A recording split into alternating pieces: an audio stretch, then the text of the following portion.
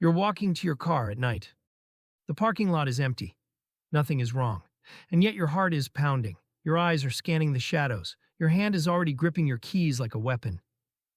Nothing happened. Nothing was ever going to happen. But your body didn't get the memo. Because somewhere inside your skull, a very old system just decided you were being hunted. You call this anxiety.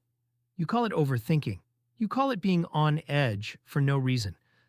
But there was a reason once. It just isn't your reason anymore. It belongs to someone who died 40,000 years ago and left you the alarm system. Here's the strange part. That alarm system doesn't know what year it is. It doesn't know you have locks on your doors, streetlights overhead, and a phone in your pocket that connects you to help in seconds.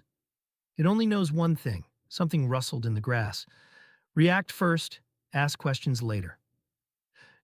Neuroscientist Joseph Ledoux spent decades mapping exactly how this works, and what he found changes the way you should think about every panicked, irrational moment you've ever had. Deep inside your brain sits a small almond-shaped cluster of neurons called the amygdala. It's ancient, it's fast, and it doesn't wait for your conscious mind to weigh in. Ledoux discovered that sensory information can reach the amygdala through two separate pathways.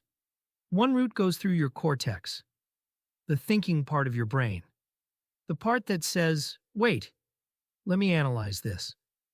The other route is a shortcut. A rustle in the grass, a shadow moving, a loud bang. That signal skips the thinking brain entirely and slams straight into the amygdala. Your body is already flooding with adrenaline before your conscious mind even knows what it's reacting to. Why would evolution build something so reckless, so quick to jump at shadows? Because for most of human history, hesitation was the more dangerous choice.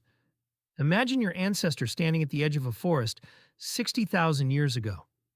A shape moves in the tall grass. It could be wind. It could be a leopard. The ancestor who paused to calmly analyze the probability, who waited for more data before reacting, sometimes became lunch. The ancestor who flinched first and asked questions later usually didn't. This is called the smoke detector principle, and it's brutally simple. A smoke detector that goes off too often, even when there's just burnt toast, is annoying. A smoke detector that fails to go off during an actual fire is fatal. Evolution built you the first kind. Loud, twitchy, and wrong most of the time. Because being wrong and alive beats being right and dead. Your brain runs on a threat detection budget shaped by millions of years where the biggest dangers were physical, immediate, and lethal. Predators, rival tribes, falls, poison. Every one of those threats had a shape, a sound, a smell. Every one of those threats could be escaped by running or fighting. So your ancestors evolved a nervous system built entirely around one core question: fight or flee. But look at what actually stresses you today. An unread email from your boss, a red notification on your phone, a conversation that didn't go the way you hoped. None of these things can be outrun. None of them can be punched. And yet your amygdala treats them almost exactly the same way it would treat a lion in the grass. Stanford neuroscientist Robert Sapolsky spent years studying this exact mismatch, comparing the physiology of zebras on the African savanna to modern humans sitting in traffic. A zebra's stress response is a masterpiece of efficiency. A lion appears. The zebra's body floods with cortisol and adrenaline. It runs, and within minutes, whether it escaped or not, its stress hormones return to baseline. The emergency has a beginning, a middle, and an end. Humans are different. You can trigger that same flood of stress hormones just by remembering an argument from 3 days ago, just by imagining a conversation that hasn't happened yet. Sapolsky's research showed that humans are essentially the only species capable of turning on a full physical stress response using nothing but a thought. No lion required. Just a memory or a worry or a single bad text message left on read. Your zebra ancestors never had to deal with an alarm system with no off switch. You do, because your emergencies rarely end. They just fade into the background hum of low-grade dread you've learned to call normal. There's another layer to this, and it's even stranger. Psychologist Martin Seligman ran experiments showing that humans and other primates are biologically primed to fear certain things, more easily than others, no matter what era they were born into. Show people images of snakes and spiders paired with a mild shock, and they'll develop a fear response almost instantly, one that's incredibly hard to shake. Show them images of something modern and genuinely more dangerous, like a car or an electrical outlet, and the fear takes far longer to stick, if it sticks at all. Think about that for a second. Cars kill over 1 million people a year worldwide. Snakes kill a tiny fraction of that number, and yet your brain is wired to flinch at the snake and shrug at the car. Seligman called this preparedness theory. You are not built to fear what is statistically dangerous.